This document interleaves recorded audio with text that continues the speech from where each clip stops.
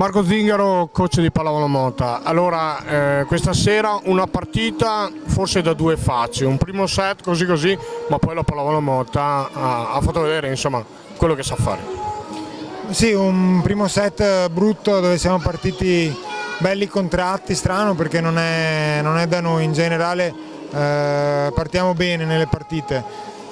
Forse c'era un po' di tensione, abbiamo sentito lo scontro, no? Anche per la classifica. Un po' mi spiace perché non deve essere una cosa che ci condiziona troppo, però insomma l'ennesimo, come dire, abbiamo pagato un pochettino la gioventù, no? Anche in questa cosa qua. Però dopo ci siamo ripresi bene, è stata una partita secondo me non bellissima da parte di entrambe le squadre, però alla fine siamo riusciti a portare a casa due set punto a punto, siamo riusciti a variare qualcosina al servizio dove eravamo partiti malissimo e ad essere un po' più conservativi, siamo comportati più di loro nel finale di gara da squadra d'esperienza, cosa che per noi è una cosa molto strana, diciamo. Diciamo che forse anche il fattore casa e un tifo di questo genere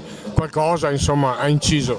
Certo, è sempre bellissimo, veramente è speciale giocare qua e noi lo sentiamo molto e secondo me anche gli avversari lo sentono, in negativo ovviamente. Grazie coach.